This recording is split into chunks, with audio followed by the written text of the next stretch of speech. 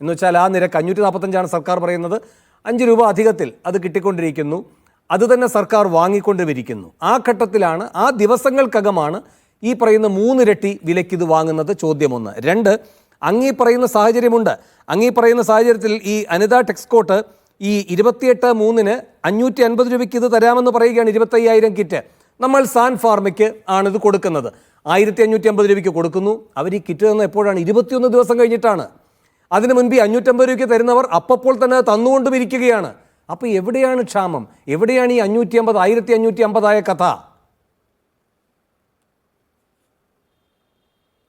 അല്ല, അതെനിക്ക് പഠിച്ചാൽ മാത്രമേ എൻ്റെ വിശദമായി പറയാൻ വേണ്ടി കഴിയൂ. നമുക്കിതിന്റെ ഗുണനിലവാരം അടക്കമുള്ള കാര്യങ്ങൾ പരിശോധിക്കണം. അപ്പോൾ ഒരു ഉപകരണം വാങ്ങുമ്പോൾ, ഏതെങ്കിലും ഒരു സാധനം വാങ്ങുമ്പോൾ സ്വാഭാവികമായിട്ടും അതിന് പർച്ചേസ് മാനുവലും മറ്റ് സംവിധാനങ്ങളും ഗവൺമെന്റിന്റെ വിവിധ ഏജൻസികളും ഒക്കെ ഉണ്ടല്ലോ. അവരുടെ പരിശോധനയും ഗുണനിലവാര കാര്യങ്ങളും എല്ലാം പരിശോധിച്ചിട്ടായിരിക്കും ഓർഡർ നൽകുക. ഇവിടെ നിങ്ങൾ സൂചിപ്പിച്ചതുപോലെ സാൻ ഫാർമ കമ്പനി 1550 രൂപയ്ക്ക് കോട്ട് ചെയ്തു എന്നുള്ളത് സൂചിപ്പിച്ചു.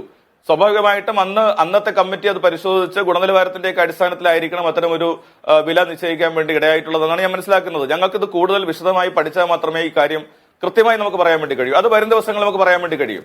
അത് ഗവൺമെന്റ് സംവിധാനവും ഞങ്ങൾ ഉൾപ്പെടെ അത് പറയാൻ വേണ്ടി കഴിയും. ഞങ്ങളുടെ മുമ്പാകെ ഇന്നാണല്ലോ CAG റിപ്പോർട്ട്, രാവിലെയാണല്ലോ ഞങ്ങളുടെ മുമ്പിൽ ലഭിക്കുന്നത്. ആ CAG റിപ്പോർട്ട് ഒന്ന് വായിച്ചു നോക്കാനുള്ള സമയം പോലും നമുക്ക് ലഭിച്ചിട്ടില്ല. ഞാനത് കൃത്യമായിട്ട് തുടക്കം മുതൽ നോക്കുകയായിരുന്നു. എത്രയോ നല്ല കാര്യങ്ങൾ അതിനകത്ത് പറഞ്ഞിരിക്കുന്നു. CAGയുടെ നിരീക്ഷണങ്ങൾ പറഞ്ഞിരിക്കുന്നു.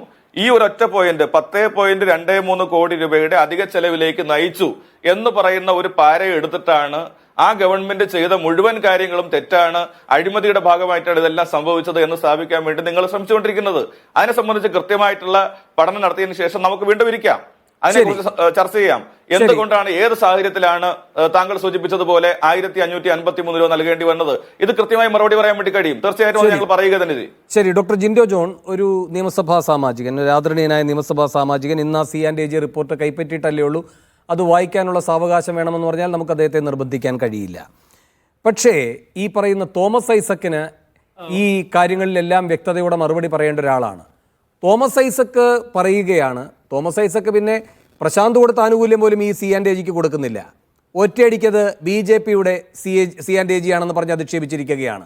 എന്ന് മാത്രമല്ല, കേരളത്തിനെതിരെ കുരിശുയുദ്ധം നടത്തിക്കൊണ്ടിരിക്കുകയാണ് C&AG എന്നുമാണ് അദ്ദേഹത്തിൻ്റെ പ്രതികരണം.